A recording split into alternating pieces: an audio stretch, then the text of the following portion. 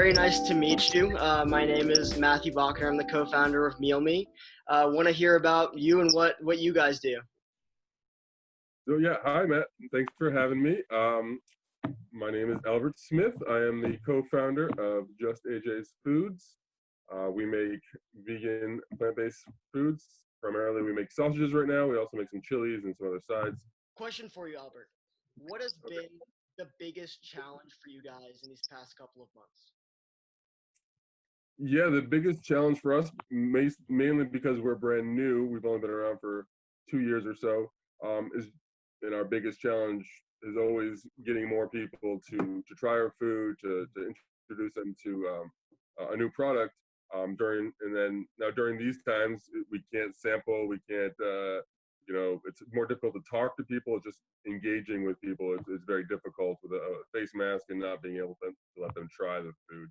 It's one of our biggest challenges is just getting new customers. Luckily, we have a decent base of regular customers that come and buy and support us. But we would like to get more people as we go, and it's a difficult thing to convince someone to buy without trying. Yeah. So. Are you guys mostly doing dine-in or takeout or delivery? We have no dine-in. DC has shut all that down. Hopefully next week or the week after. We do everything week to week like everybody else does. So we do a lot more delivery. We do a lot more on the delivery platforms.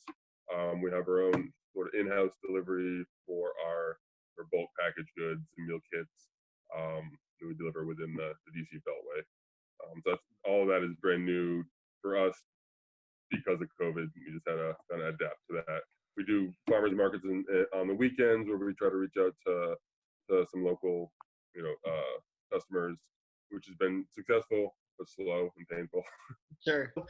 Curious about what your mission as a restaurant is and how the community can support you guys. We're a tiny company, but we want to do our part, and our part is to every conversion that we can make from animal eating to plant eating is a success, and so that's our driver. That's what motivates us, and we try to kind of use that as our North Star. So what can people do to help do that? Try new things. Try new. It doesn't have to be ours. We'd love it if it was ours, but just try new plant-based foods. There's tons of them out there. It's a great time to try it. They're really good. You're not. One of the drivers for even starting this company was my mother. She's been a vegan her whole life, and I've just seen kind of the movement from, what can she get at a restaurant? Well, you can have some steamed rice and broccoli. So now you full vegan restaurants and full, lots of really thought out options rather than just, oh, that's the vegetarian here. I don't know. We'll find something real quick for you in the back of the walk-in.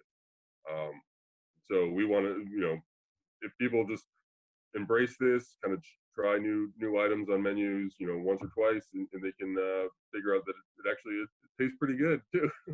What sort of safety precautions are you guys taking right now in terms of wearing masks, wearing gloves, minimal staff? How are you guys making sure that your product is safe and is not spreading any sort of disease? Always how to be sanitary, and just proper food handling is just, something that you've always had to focus on. So now we're just adding new things. We're just adding, wear a mask, gloves, change, just the emphasis on don't touch your face, wash your hands always.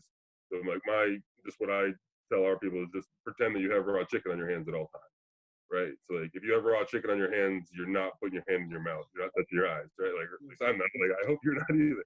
Yeah. Just to get that mentality of, everything is, like cross-contamination with animals is something that's always been a focus in the kitchen, and now we just want to make sure that you kind of use that same thought process. With like a doorknob is just as dangerous as raw chicken. How hard has this been for you guys from a business perspective? Have your revenues decreased? Are you able to pay your staff? Our revenues are down by 75%. Like we have a quarter of the revenues that we Or we had even during this winter, like January, February, beginning of March, we the DC shut down kind of first, second week, third week of March was kind of where it really dropped off the cliff. But before that, we were even in the winter was slower. We were doing pretty well, and then you know we shut everything down, and even outdoor markets are just very very slow.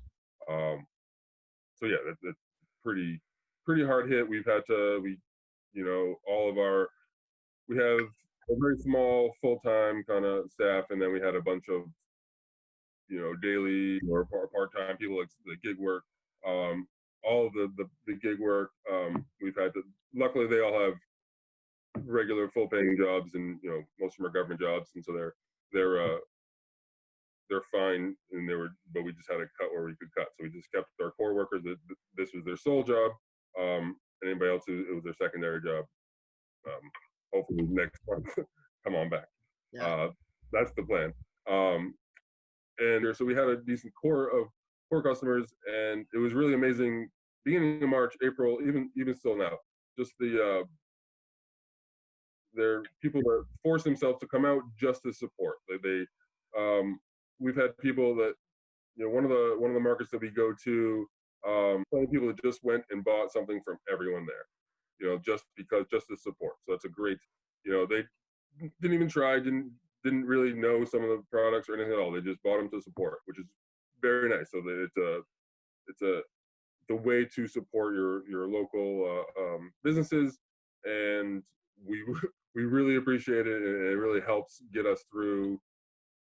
We don't know when this will end, but it helps us get us to the next month, and then we'll do more.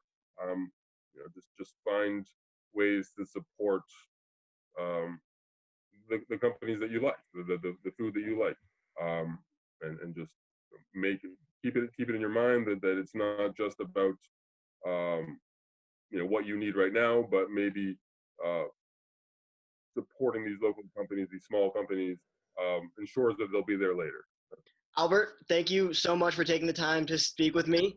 I loved hearing your story, and I wish you guys the best of luck going forward. Thank you for talking about how you guys are encouraging people to support local, and telling us your story.